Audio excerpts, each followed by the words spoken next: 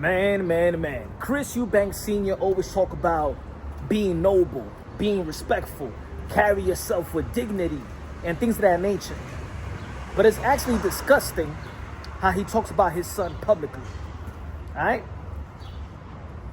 I used to respect Chris Eubank Sr. very much, but then you got the nerve to call your son a disgrace. Man, what type of father are you? Publicly calling out your son like that? Just because he's doing business and he's about to step inside a ring because he himself is a modern day warrior, modern day gladiator? You control freak? That's your son. Alright? Hey, yo, people need to stop giving. I respect Chris Eubank Sr., what he's done in the ring and how he carried himself for the most part. But when it comes to this situation, like you crossing the line. Now, I've been thinking, is Chris Eubank Sr. playing into this thing and probably going to be in the corner of his son? Hopefully, I wish that comes through fruition. But if this is the actual truth, and this is the way that that Chris Eubank Sr. feels about his son, Chris Eubank Jr. ain't dogging you. He's just handling his business. He's a grown man in his mid-30s, about to have 40. Oh, your son doesn't listen to you. It doesn't listen. Shut the F up about listening to you and stuff like that, man. That's his career too. And if you needed to do something, you won't listen to your son. If your father needed to tell you something, you won't listen to your father either in this sport, Chris Eubank Sr. The best thing you could do is stay by his side through thick and thin. Because you know the sport better than everybody else. And if you know that it's a dangerous sport, you will be in your son's corner. You will give him the direction that he needs just to wiggle around the situation that you feel he's in. In training camp, be a scientist and knowing how to cut the weight and rehydrate the weight as well. Be there for your son, but you don't want to be there for your son because it's all about you, Chris Eubank Sr. You the selfish one. You the disgraced one.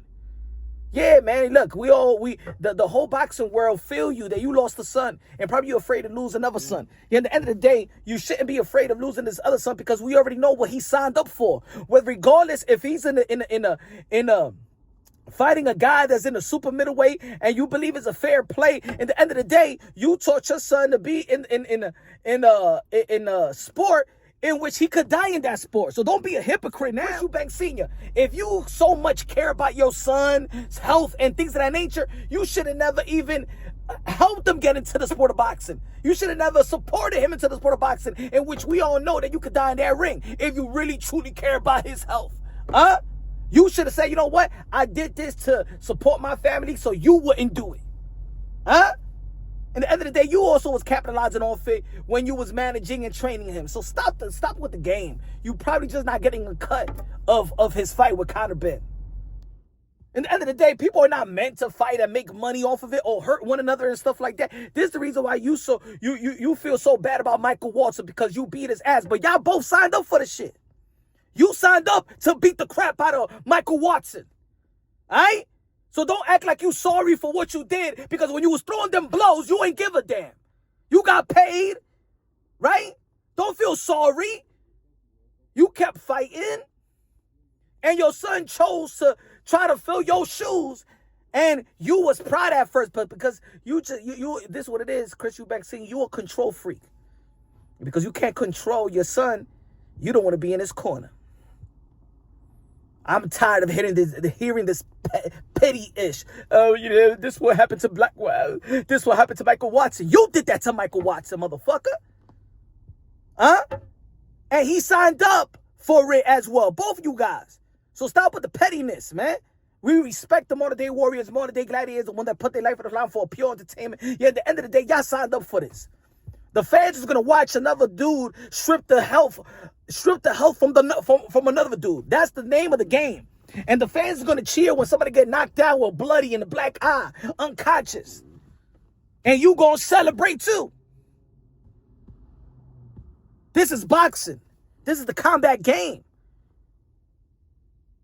So, both of these guys have an advantage. Chris Eubank Sr. Jr. has an advantage, and Conor Ben has an advantage as well. At the end of the day, this is prize fighting.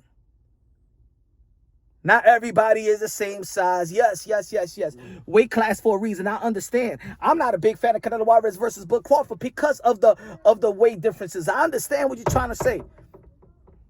At the end of the day, he signed up for it. And if Chris Eubank, your son, gets hit with get hits with shots of contraband and stuff like that and do damage, yeah, he signed up for it. He's gonna get paid by it. Protect yourself at all times.